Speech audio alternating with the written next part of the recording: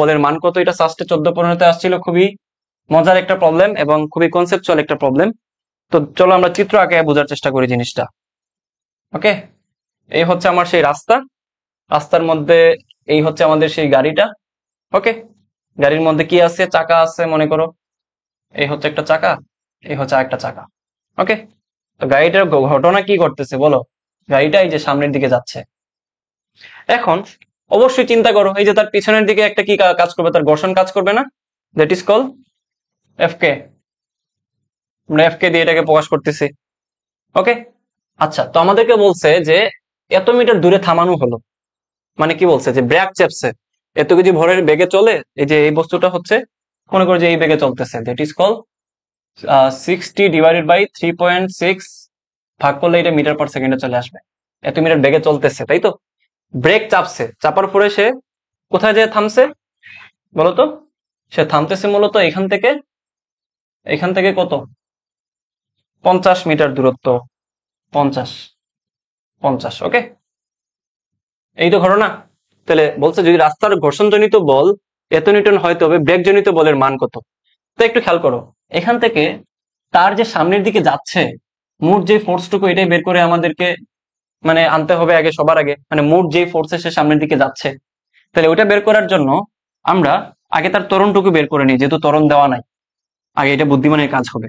তাহলে আমরা ত্বরণটুকু কিভাবে বের করতে পারি, যে V square equals to U square plus 2a s, তাই তো আমার এস এর মান যেহেতু দেওয়া আছে, তাহলে এখান থেকে আমি বলতে পারি যে a equals to V square minus U square divided by 2s।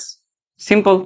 তাহলে দেখো ভি স্কোয়ার মানে ভি এর মান কত, এখানে ভি এর মানটা দেওয়া আছে এই যে 60/3.6, 60/3.6, দ্যাট ইজ কল 16 পয়েন্ট কত 67 স্কোয়ার ইন্টু 2 ইন্টু কত 50 50। তাহলে answer square divided by 2 into 50, that is call আমার মান দেওয়া আছে 2.77। ওকে, এটা হচ্ছে আমার এর মান। তাইলে একটু আমাকে বলো তো, একটু আমাকে বলো জাস্ট এখান থেকে এফ ইকুয়ালস টু আমরা কি লিখতে পারি, M A, that is M এর মান কত, এখানে এম এর মান দেওয়া আছে 500 ইন্টু কত 2.77, তাহলে answer into 500, that is call 1300 কত 88.88, এটা হচ্ছে নিউটন। তো এখন একটা বাংলা কথা আমি তোমাকে বলি, তার যে মোট যে বলটুকু আছে, এই মোট বলটা মানে নেট যে তার ফোর্সটা হবে, এটা হচ্ছে মূলত তার ঘর্ষণজনিত বল প্লাস তার বেগজনিত বলের সমান। খেয়াল করো, তার যে মোট যেই তার বল, এটা সমান হবে কি তার ঘর্ষণ জনিত বল প্লাস তার কি হবে বলো, তার ব্রেকজনিত বলের যোগফলের সমান, তাই তো? তাহলে একটু আমাকে বলো, মোট বলটা হচ্ছে এফ, এটা তো আমরা জানা কথা, ঘর্ষণজনিত বল হচ্ছে এফ কে, প্লাস ব্রেকজনিত বলই তো আমাদেরকে বের করতে বলতেছে, তাহলে এটা আমরা ধরলাম এফ বি। তাহলে আমাদেরকে এখান থেকে কি বের করতে বলছে বলো তো, এই যে এফ বিটা বের করতে বলছে।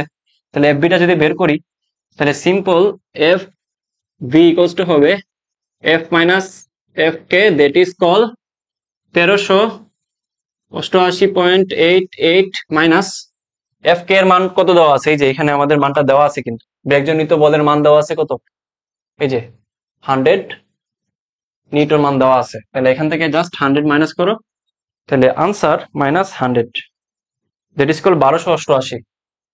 তাহলে 1288 মানে হচ্ছে অ্যাকচুয়ালি 1290 এর কাছাকাছি, তাই তো? এই মানটা হচ্ছে 1290 এর কাছাকাছি, একদম এক্সাক্ট মান পাবা না, মানে কাছাকাছি মানে একটা পাবা। তাহলে 1290 হচ্ছে আমাদের আনসার। বুঝছো জিনিসটা? বুঝছো কিনা বলো?